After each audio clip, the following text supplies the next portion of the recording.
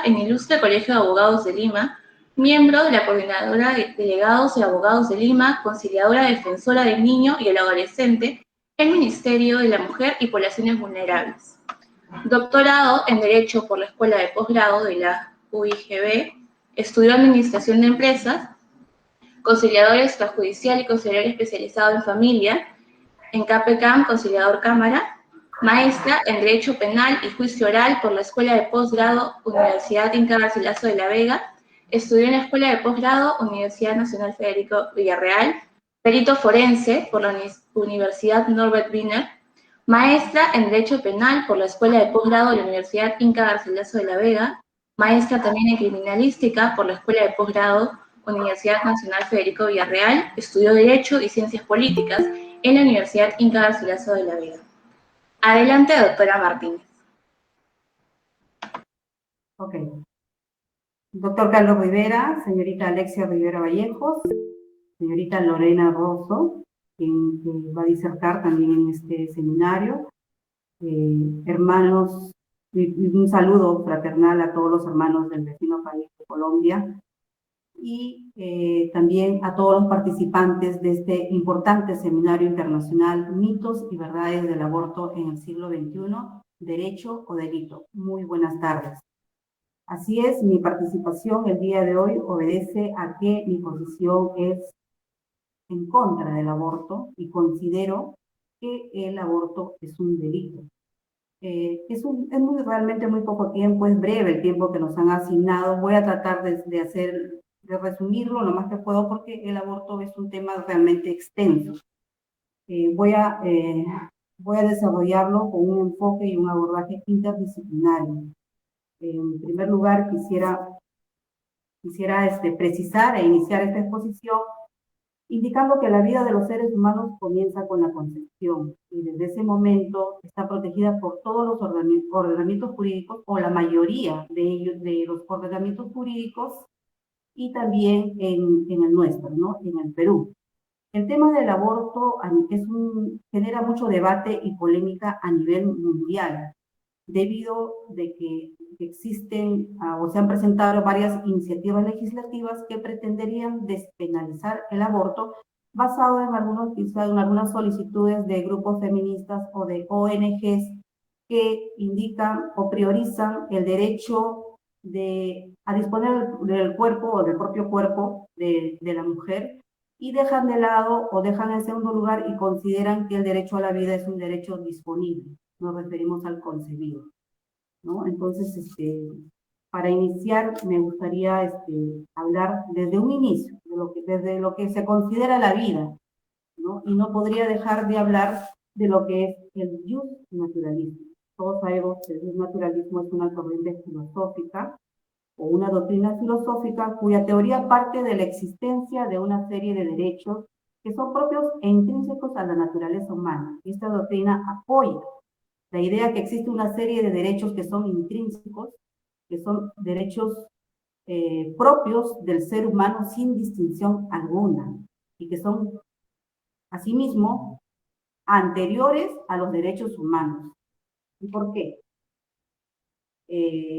Porque lo que es el jus naturalismo considera que el derecho a la vida, entre otros, como también podría ser el derecho a la libertad, pero en esta exposición vamos a hablar sobre lo que es el derecho a la vida, nace desde el inicio de la vida humana, es decir, antes de la realización incluso de lo que son los derechos, de la elaboración de lo que son los derechos fundamentales de la persona, ¿no? Asimismo, antes de iniciar esta exposición, una pregunta muy importante y que todos nos hemos venido realizando en algún momento es ¿cuándo inicia la vida? Hablo de que esto vamos a abordarlo de manera interdisciplinaria porque no solamente vamos a tocar el tema de lo que es derecho, sino también de lo que es un tema de cuándo inicia la vida, que nos contesta esto la ciencia, ¿no?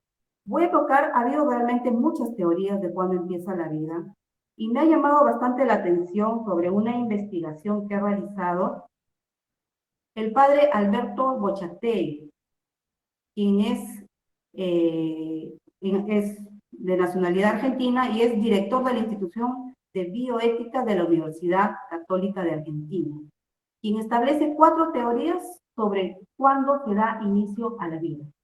Uno, considera que se da el inicio a la vida desde el momento en que el óvulo se une con el espermatozoide, y esto es la concepción. La segunda teoría se refiere a lo que también establece o defiende la Organización Mundial de la Salud, que considera que el inicio de la vida se da al 5.º día de la concepción, esto es cuando el embrión se implanta en el útero materno. También la tercera teoría considera que solo después del día 14 se da inicio a la vida cuando se da inicio al preembrión, al llamado preembrión. Y la cuarta teoría considera que el inicio de la vida se da a la octava semana, porque en ese momento ya no hay formación de nuevas células, nuevas estructuras en las células, sino solo el desarrollo. Quiere decir que a partir de ahí se da el inicio a la vida. Pero de todas estas 4 teorías, la primera es la más aceptada a nivel mundial, ¿no? Es aceptada a nivel mundial por las legislaciones y también por la Iglesia Católica. Así es, entonces, luego de eso podemos desarrollar con esos conceptos del naturalismo y de cuándo se inicia la vida, sobre esas teorías. Bueno, se ha iniciado el proceso de llevarlo esto a un derecho positivo. ¿Qué es esto? Se inició en el año 1948, donde se elaboró o se realizó la Declaración Universal de los Derechos Humanos, donde se habló del naturalismo, pero no se consignó en esa Declaración Universal.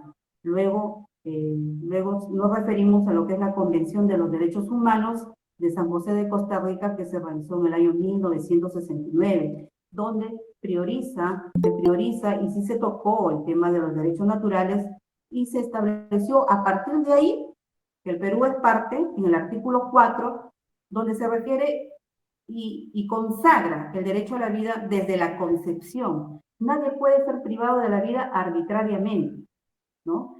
Y luego de estos 2 tratados, luego de esta declaración, ya en cada país se llevó a la constitucionalización de estos derechos en cada ordenamiento jurídico. Acá en el Perú, en la Constitución Política del Perú, que es la Ley de Leyes, establece en el artículo 2, inciso 1, el concebido es sujeto de derecho en todo lo que le favorece. Asimismo, considero, bueno, eso después de haber realizado un estudio sobre este tema, considero que también en nuestra Constitución se hace referencia en el artículo 3, que son los derechos no catalogados, y el cual indica, no establece un derecho específico, pero sí se refiere a todos los artículos que están en ese capítulo de la Constitución, que son los derechos fundamentales de la persona, ¿no? Entonces yo considero que ahí estaría, si algún derecho no está establecido referido a la vida, referido a los derechos fundamentales de la persona, podríamos invocar el artículo 3 de la Constitución Política del Perú, que son los derechos no catalogados. Es más, o sea, considero que el Perú le da mayor amplitud y mayor respeto y defensa a lo que es el derecho a la vida y los derechos fundamentales. Luego tenemos el artículo 1 del Código Civil, donde refiere que la persona se considera persona desde la concepción. Solamente aclara de que para la atribución de los derechos patrimoniales o los derechos sucesorios se requiere que el concebido haya nacido vivo, ¿no? Entonces eso ya me parece que es otro tema para poder determinar si la persona nació vivo o no, ¿no? Entonces también está reconocido en el Código de los Niños y Adolescentes, en el artículo 1, donde se consagra el derecho también a la vida desde la concepción. Este Código de Niños y del Adolescente específicamente es un código que defiende a los niños y adolescentes, valga la redundancia, y se considera niño al concebido hasta los 12 años. O sea, no desde que haya nacido vivo, sino al concebido hasta los 12 años, y de los 12 años hasta los 18 se considera adolescente. Así es. Bueno, entonces creo que podría pasar a desarrollar lo que es, donde está específicamente lo que es el aborto como delito en el Perú, ¿no? En el libro segundo, parte especial de delitos, delito 1, delitos contra la vida, el cuerpo y la salud. O sea, el bien jurídico protegido en este título es son la vida, el cuerpo y la salud. Entonces, desde el artículo 114 hasta el 120 está referido a lo que es el aborto. Y el artículo 110 habla del infanticidio. Yo quisiera precisar, porque he escuchado, y inicialmente yo también, ¿no? Antes de poder realizarme o estudiar este tema, muchos confundimos lo que es el infanticidio con el aborto. El infanticidio es diferente en el sentido de que se refiere a que cuando la madre mata a su hijo durante el parto o bajo la influencia del estado puerperal. Entonces, ahí el derecho penal, a través de un estudio de las dosimacias, por ejemplo, tendría que establecer si realmente el niño nació vivo o muerto, porque hay muchos casos en los cuales las madres dicen pues que nació muerto, y no es así, sino que la madre en un estado de puerperal o en cualquier otro estado mata al hijo en el nacimiento, en el parto. Entonces, esto ya es otro tema, esto es otro tipo penal para poder desarrollar en otro momento. Hoy día nos vamos a abocar a lo que es el aborto. Como indiqué, desde el artículo 114 hasta el 120 se refiere a los tipos penales referidos al aborto. En el artículo 114 tenemos a lo que es el autoaborto, ¿no? El artículo 114, cuya tipicidad objetiva, que quiere decir lo que dice de manera clara y específica, positivo, acá en el artículo, es que la mujer que causa su aborto o consiente que otro le practique será reprimida con pena privativa de libertad no mayor de 2 años o con prestación de servicios comunitarios de 52 a 104 jornadas. Esto se refiere a la persona o el sujeto activo, que en este caso sería la madre, se realiza ella misma o se practica el autoaborto. Ahora, en el artículo 115, el tipo penal se refiere al aborto consentido, ¿no? Que indica que el que causa el aborto con el consentimiento de la gestante será reprimido con pena privativa de libertad no menor de 1 ni mayor de 4 años. Si sobreviene la muerte de la mujer y el agente pudo prever el resultado, la pena será no menor de 2 ni mayor de 5 años. La tipicidad objetiva, el sujeto activo tiene que ser otra persona que bajo el consentimiento de la madre realice el aborto, ¿no? En este caso, también existe la culpabilidad, ¿no? La culpabilidad, conciencia de la antijuricidad de la conducta e imputabilidad del agente. Acá, en este artículo, debo precisar que en este artículo debería precisar que el sujeto activo es la persona que realiza el aborto. ¿Ya? El artículo 116 se refiere al aborto sin consentimiento. El que hace abortar a una mujer sin su consentimiento será reprimido con pena privativa de libertad no menor de 3 ni mayor de 5 años. Si sobreviene la muerte de la mujer y el agente pudo prever este resultado, la pena será no menor de 5 ni mayor de 10 años.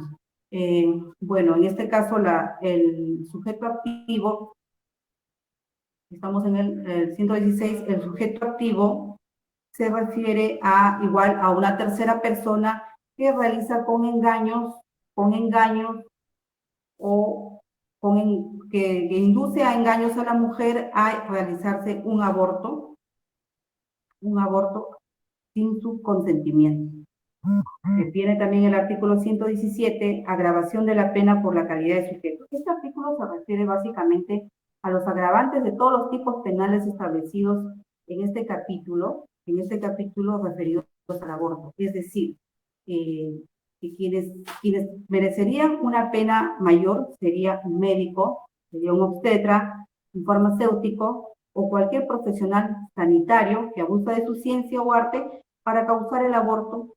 Será reprimido con la pena de los artículos 115 y 116 e inhabilitación conforme al artículo 36, incisos 4 y 8.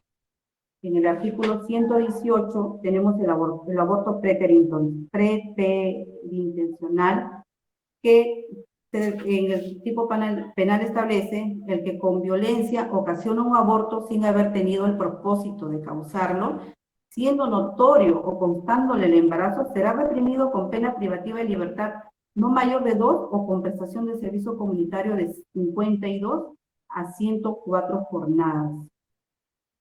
Este tipo penal es relacionado al hecho en el cual una persona tiene la intención de causar quizá lesiones a una persona que está embarazada, pero sin la voluntad o sin prever el resultado de que pueda generar el aborto en la mujer que se encuentra embarazada. El aborto, ahora viene el aborto terapéutico, el artículo 119, que indica, no es posible el aborto practicado por un médico con el consentimiento de la mujer embarazada o de su representante legal, si lo tuviera cuando el único medio para salvar la vida de la gestante o para evitar en su salud un mal grave y permanente. Este aborto es el único aborto, para mí, tiene uno de los tipos penales en la cual tiene una pena benévola, que son solamente, no, disculpen, estoy confundiendo con el artículo 120. El aborto terapéutico es el único aborto que no está penalizado en el Perú. ¿Pero por qué? Porque según el Ministerio de Salud, solamente en los casos en los cuales se pone en riesgo la vida de la mujer, ¿no? Podría ser, por ejemplo, un caso de tumor cerebral, en un caso de presión arterial, que pongan en riesgo la vida de la mujer. Son solamente 7 casos en el Perú establecidos, en los cuales la mujer podría realizarse el aborto, pero también el tipo penal establece que tiene que ser por un médico. O sea, no podría ser por un obstetra, no podría ser por un enfermero, no. O sea, el tipo establece que tiene que ser un médico. Ahora, si lo realiza otro trabajador de la salud, sería cuestionable. El artículo 120, aborto sentimental y eugenesia. El aborto será reprimido con pena de libertad no mayor de 3 meses, a este artículo ese que me refería antes, que tiene una pena benévola. Esto quiere decir, cuando el embarazo sea consecuencia de violación sexual fuera del matrimonio o inseminación artificial no consentida y ocurrida fuera de matrimonio, siempre que los hechos hubieran sido denunciados o investigados cuando menos policialmente. Bueno, existen muchos casos en los cuales puede ser que una gestante indique que esté inmersa dentro de los hechos de este tipo penal, ¿no? Que pueda ser producto de una violación sexual o una inseminación artificial, no consentida. ¿Pero para qué? Para poder demostrar que ella puede tener una pena benévola, tendría que demostrar, y este tipo penal lo exige, de que tiene que haber cuando menos una denuncia policial sobre el hecho que causó el embarazo de la gestante.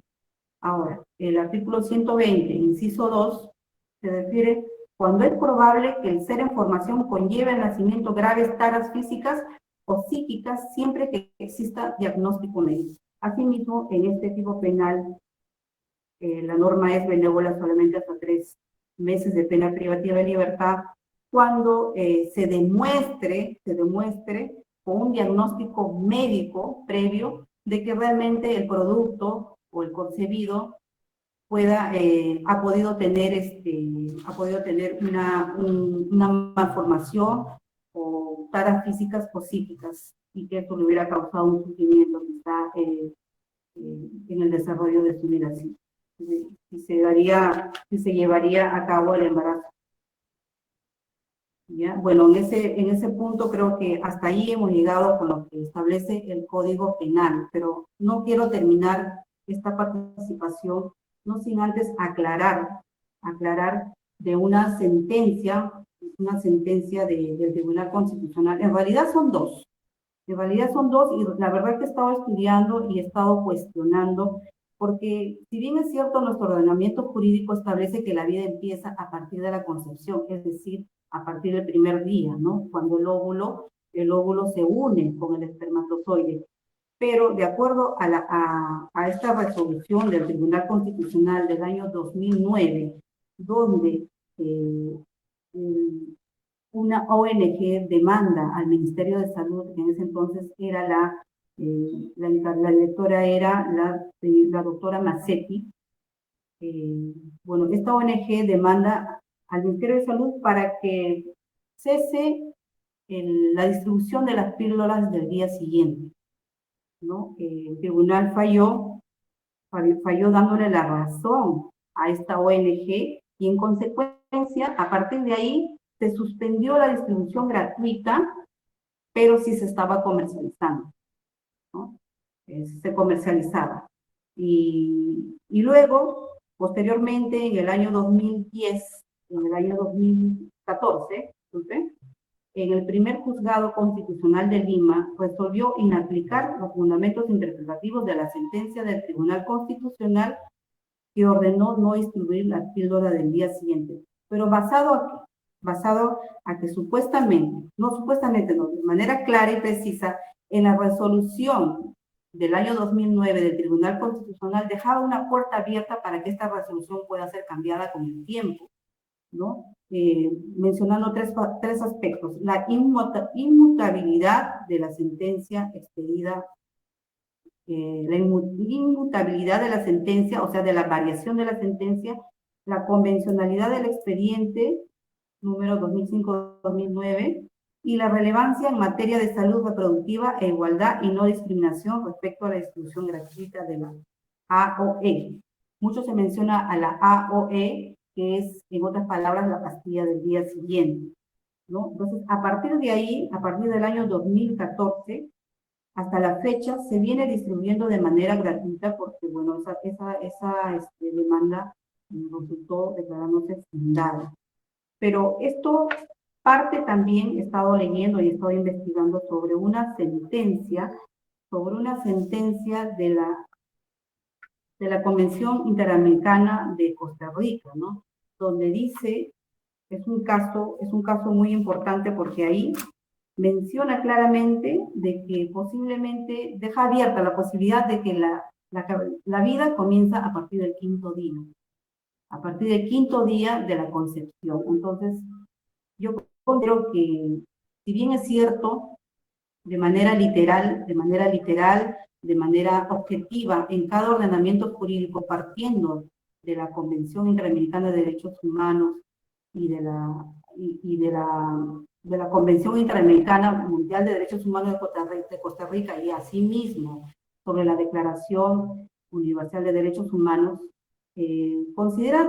establece que es el sujeto, la persona humana se inicia a partir de la concepción. Sin embargo, en estas resoluciones o en estos procesos deja una puerta abierta para que quizá se pueda decir, como dice la resolución en mención, el inicio de la vida se daría a partir del quinto día, ¿no? Entonces, realmente no está establecido, una cosa es la norma y otra cosa la que se viene aplicando hasta el día de hoy, incluso en el Tribunal Constitucional en el Perú, ¿no? Que si se está repartiendo de manera gratuita las píldoras del día siguiente, entonces no estaríamos respetando mucho que el inicio de la vida se da desde la Constitución.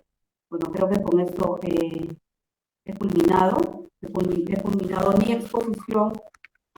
Quiero concluir mi exposición con una frase de Dante Alighieri, quien dice: no se puede ser humano y no serlo al mismo tiempo. Estamos hablando de la vida y la muerte al mismo tiempo.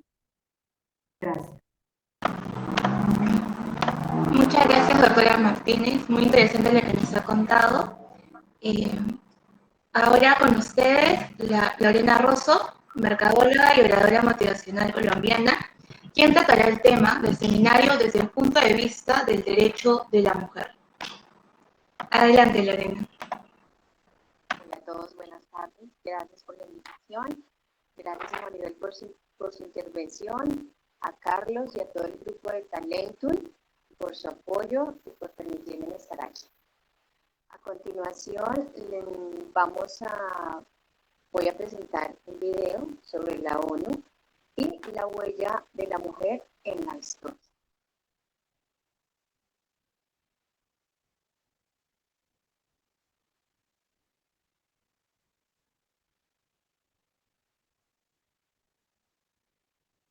No sé si Carlos tengas el video, la presentación, o Joana en este momento lo tengo para darle inicio.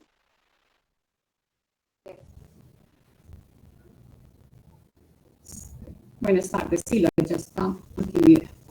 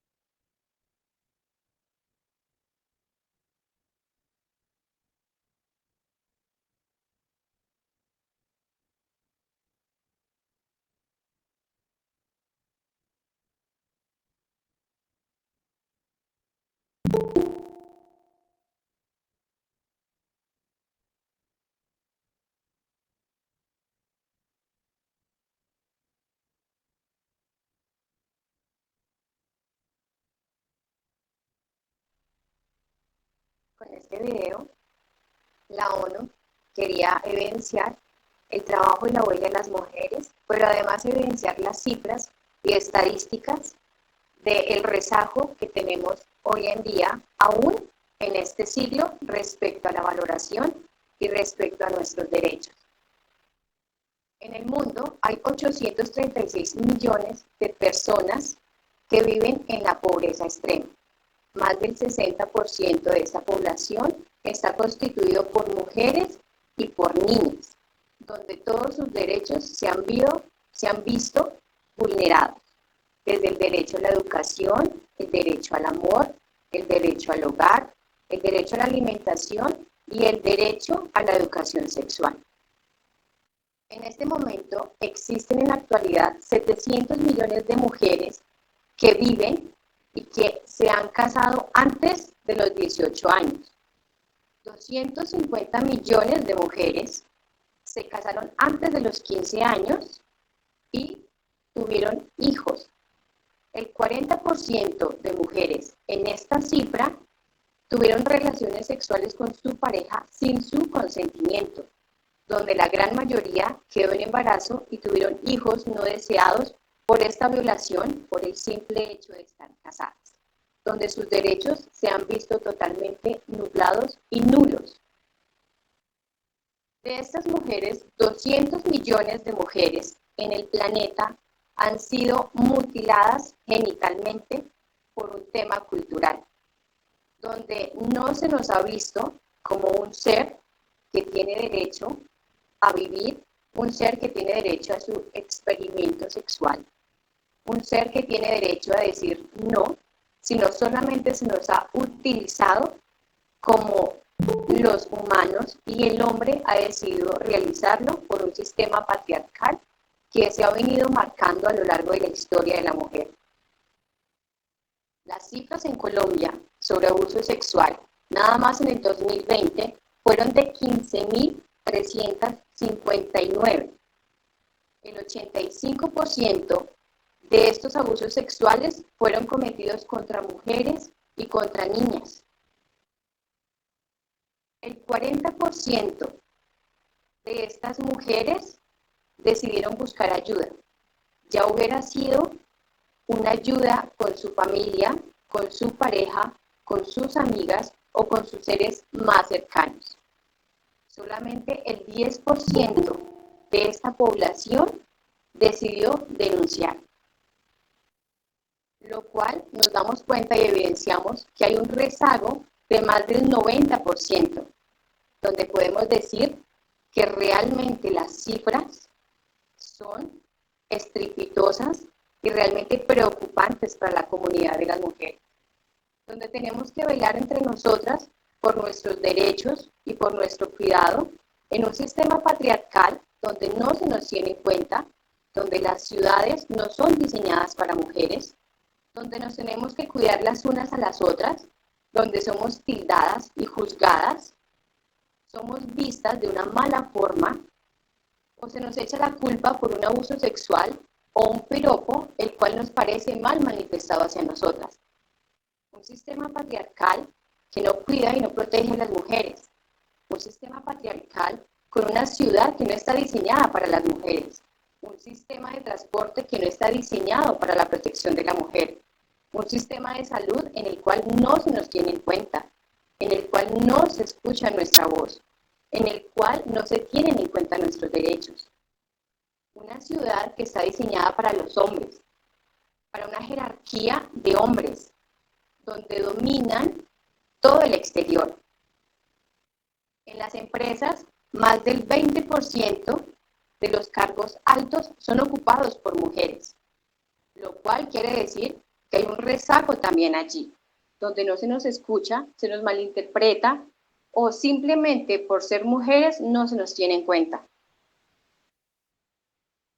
El 70% de estas mujeres que decidieron denunciar presentan estrés postraumático después de haber evidenciado un abuso sexual hacia ellas. Más del 20% quedan embarazadas y contraen enfermedades de transmisión sexual. Quiero que entendamos el por qué esta cifra, por ejemplo, en un país como Colombia, se vuelve tan preocupante. Cuando un sistema de salud es precario y un sistema político y un sistema de gobierno también es precario. Solamente el 10% de todas estas violaciones son denunciadas y más del 80% de estas violaciones son cometidas por familiares, empezando desde los papás, los tíos y familias cercanas a estas mujeres. Por ende, podemos evidenciar que realmente el tema cultural empieza desde casa y ni siquiera en casa estamos siendo protegidas por nuestro sistema político. Cuando se evidencia tan poca eficiencia para hacer justicia, para hacer valer nuestros derechos, para hacer valer nuestro amor, realmente es preocupante. Estas mujeres que son valientes y se atreven a denunciar, que solamente significan el 10% de la población, se ven realmente expuestas a tener que declarar una y otra vez y a revivir todo lo que tuvieron que pasar.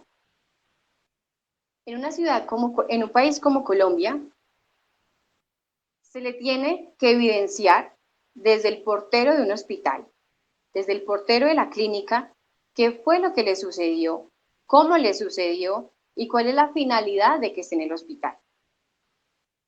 Después de que ingresa y puede ingresar a recepción para pedir una valoración de urgencia por el maltrato físico y el maltrato sexual al que fue obligada, tiene que explicarle a la recepcionista, tiene que explicar ahora en valoración a la enfermera jefe que la atienda, reviviendo otra vez su situación. De allí es remitida al médico tratante que dictamina cuál ha sido la gravedad y la veracidad de lo que está diciendo. Después de que se ha hecho todo este proceso, esta mujer tiene que dirigirse a medicina legal para que sea valorada por un médico forense para evidenciar que realmente fue maltratada sexualmente. Vuelve ella y hace el mismo procedimiento. Tiene que dirigirse a portería para mirar qué tan urgente es lo que ella necesita. Después tiene que dirigirse a recepción, contar nuevamente su historia para que sea atendida. Después se dirige al médico forense tratante para que se evidencie cuál fue la gravedad de su asunto y cuál fue la gravedad de su violación. Después de ella haber pasado por toda esta tortura, tiene que dirigirse a la fiscalía para hacer una denuncia, si tiene datos de su presunto agresor, y volver a explicar exactamente una y otra vez todos los vejámenes a los que fue expuesta, muy probablemente, en una gran mayoría, por su padre, su tío, su primo o un agresor de la familia. Evidenciamos que somos juzgadas y somos tildadas por la comunidad y por nuestro entorno de ciudad, donde nosotras somos las culpables y las responsables de dicho trato, donde se nos mira y se nos juzga por ser mujeres, donde se nos dice que si no hubiéramos salido a esa hora de la noche, muy posiblemente no nos hubiera pasado nada, que si no nos hubiéramos puesto una minifalda, probablemente no hubiéramos provocado a nuestro agresor, que si fuéramos unas niñas buenas y unas mujeres buenas, el mundo nos respetaría. Y allí, con la mirada de la humanidad, con el dolor de la humanidad, tenemos que pararnos y ser valientes y apoyarnos y no quedarnos en silencio, lo cual realmente es aterrador. En la ocupación política, las mujeres solamente ocupamos curules en el 22%, lo cual quiere decir que el más del 70% son hombres, dirigidos por un sistema patriarcal, donde no se nos tiene en cuenta nuestras necesidades y lo que realmente somos como mujeres. De este 22% que ocupan las mujeres en las curules políticas, el 82% de estas mujeres denunció haber experimentado algún tipo de violencia sexual. Ya haya sido desde el portero hasta el haber opinado o haber estado en contra de algún derecho o decreto que se manifestó. Entonces, ni siquiera allí somos cuidadas y protegidas. Entre el 40 y el 60% de las mujeres hemos experimentado algún tipo de acoso sexual en la calle. Ya haya sido desde un piropo malintencionado, sexual y sexista, donde nos hemos visto vulneradas por un hombre o varios. Más del 50% de las mujeres han experimentado acoso sexual en redes sociales, donde se han manifestado desde videos, fotos explícitas, acoso en todas sus redes sociales, y no se ha juzgado ni se ha decretado ningún manifiesto que nos cuide y nos proteja ante estas situaciones. Cada día en el mundo son asesinadas 137 mujeres, y estas en un 80% son asesinadas por un miembro de su familia, ya sea su esposo o su expareja o algún familiar. Es allí donde también evidenciamos que las mujeres somos usadas como objeto sexual y como bienestar de un sistema patriarcal, donde no pensamos y donde no razonamos a menos de que el sistema no lo permita. Ahora, el 72% de la trata de humanos en el mundo son mujeres y niñas. Y de este 72%, 3/4 partes son para uso y venta sexual, como si fuéramos un objeto que simplemente sirve para la satisfacción allá afuera de los hombres maltratadores, patriarcales y misóginos. Ahora quiero hablarles de las cifras con los niños. Según la ONU, más de 250 millones de niños están en zonas de guerra, donde todos sus derechos han sido vulnerados, donde se les niega el derecho a irse de su país, donde se les niega el derecho al amor, donde se les niega el derecho a un techo digno, donde se les niega el derecho al amor, al estudio y al cuidado. De estos 250 millones de niños, más del 50% son usados como soldados en la guerra y como escudos para ganar guerras. Y de estos, más de 12.000 niños han fallecido en una guerra que no les corresponde. Y adicional, han sido mutilados. Estas cifras realmente son aterradoras. Y no estamos hablando de una cifra ni de la Primera Guerra Mundial ni de la Segunda Guerra Mundial. Estamos hablando de cifras de hoy en día en nuestro siglo, donde aún se evidencia que nuestro cuerpo y nuestros derechos son usados según el bienestar de un sistema patriarcal en el mundo, donde los hijos de mi vientre son destinados para una guerra donde no estoy yo, donde no puedo decidir yo quiénes son y quiénes no son. Mis hijos son destinados para un sistema patriarcal, para un sistema donde no se tienen en cuenta sus derechos, sus emociones, y donde se vulneran todos y cada uno de estos derechos que están puestos a disposición de la humanidad, pero que por el simple hecho de yo ser mujer y de que existamos con nuestro género femenino y con el género mujer, entonces está a disposición de un sistema patriarcal. Para terminar, y no siendo más, me voy con esta frase. Para amar se necesitan dos: mi cuerpo y yo. Sobre mi cuerpo decido yo.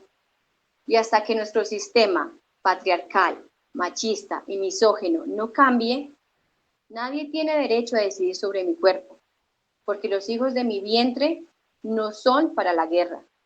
Las niñas de mi vientre no son para el uso sexual. Hasta que no haya un sistema que me cuide, me proteja y valide mis derechos y los haga valer, nadie tiene absolutamente derecho a decidir sobre mi cuerpo y los hijos de mi vientre. Muchas gracias. Muchas gracias, Lorena. Muy interesante lo que nos has contado, muy importante también para todos. Ahora dejo con uso de la palabra al doctor Óscar Muñoz Levano. Si es que no tiene ninguna pregunta, si no, podrían hacerla por el chat o prender su micrófono si alguien tiene alguna pregunta.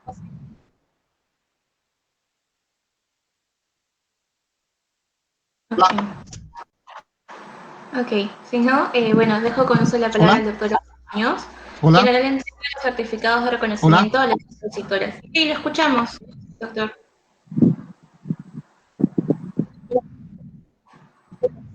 Hola, hola, hola, ¿me escuchan? Lo escuchamos. ¿Me escuchan? Hola. Sí. Muy buenas tardes, muy buenas tardes.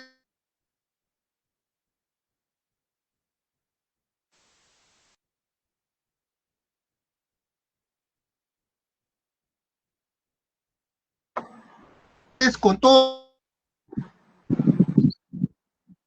con los asistentes, con nuestras... Me quedo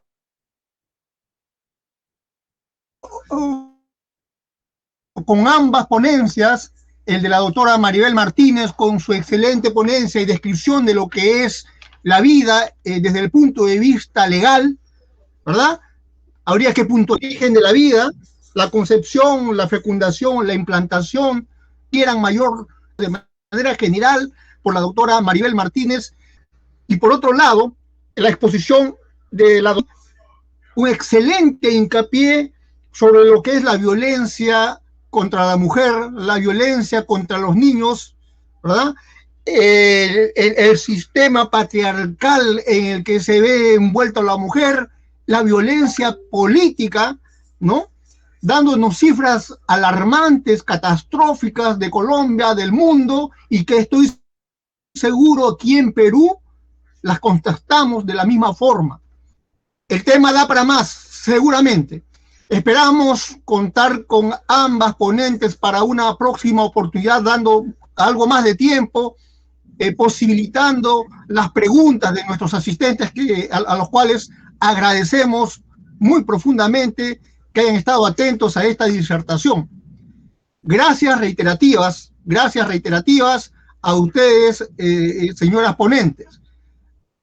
Les haremos llegar a través de la vía virtual los certificados que les corresponden por tan brillante presentación para nuestros alumnos, para los asistentes a esta ponencia. Gracias, de verdad, gracias.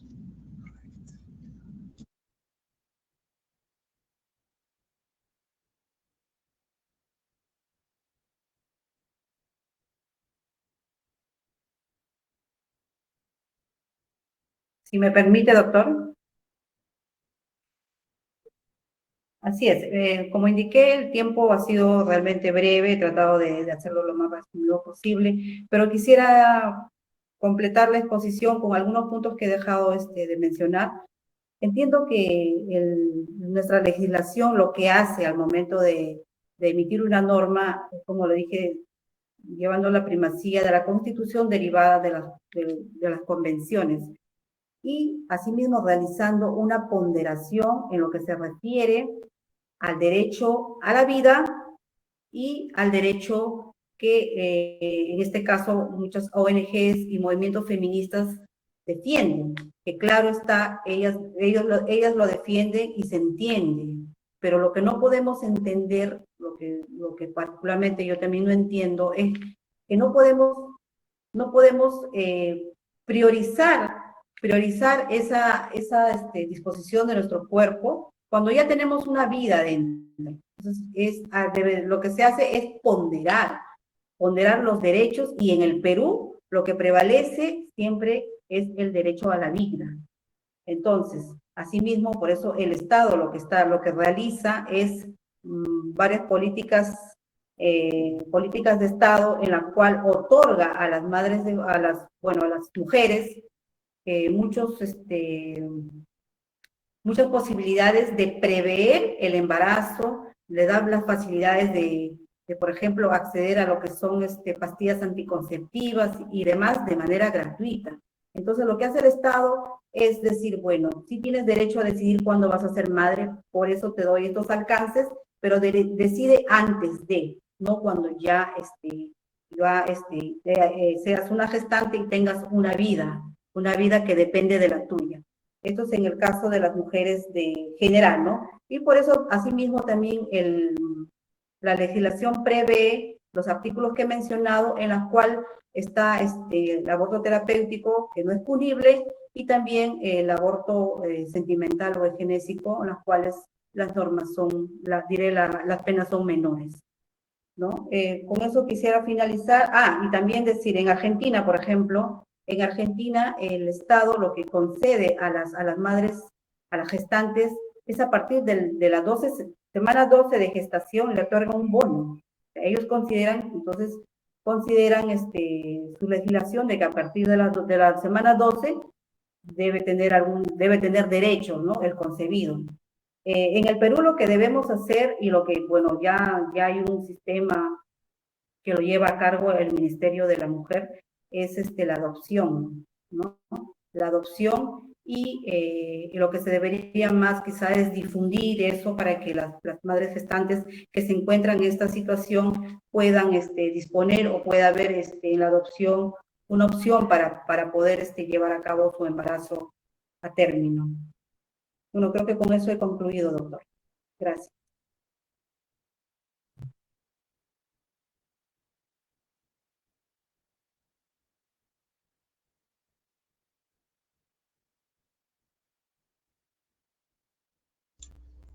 Está sin micrófono, doctor.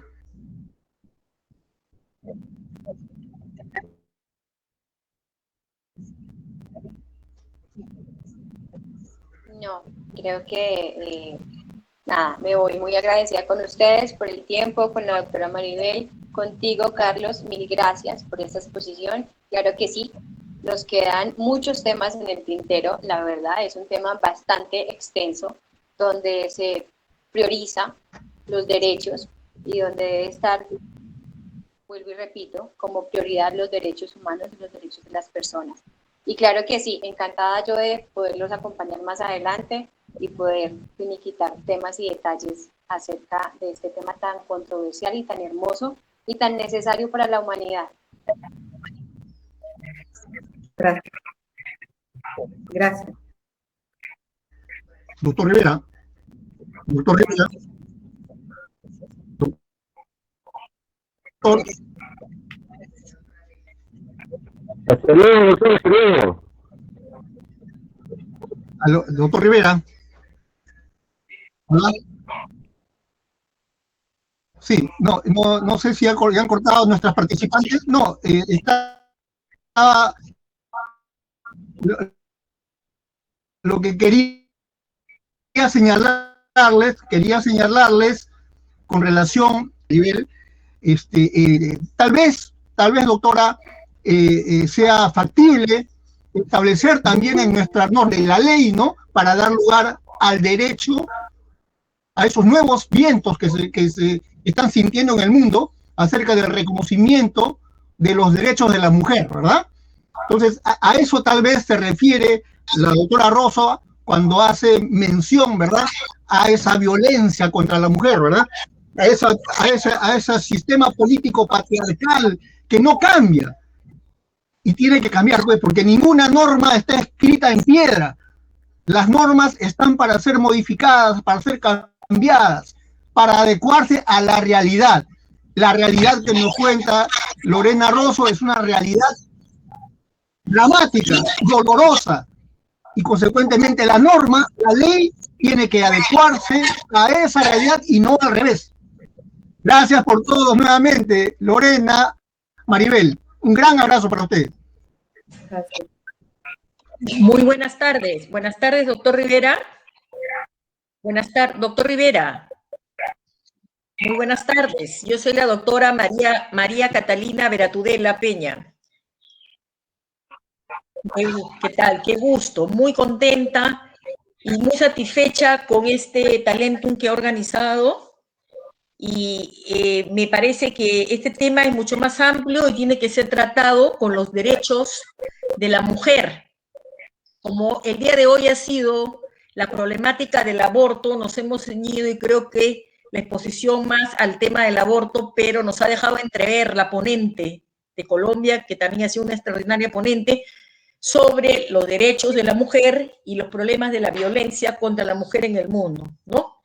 Creo que ante estas evidencias que han expresadas por las ponentes, y sobre todo por la ponente de Colombia, que es de posición contraria a nuestra extraordinaria ponente peruana, plantearía que se establezca una ley mediadora que contribuya pues a la paz social y que se busque celeridad en esta problemática social organizando estos talentums como el que el día de hoy ha organizado usted y el cual lo felicito. Esperemos que para la próxima, muy pronto, tengamos nuevamente a las mismas ponentes con un tema más extenso que abarque los derechos de las mujeres. Muchas gracias y las felicito a ambas ponentes. Muchas gracias. Muchas gracias. Muchas gracias a ustedes. Muchas gracias a ustedes. Un abrazo, gracias.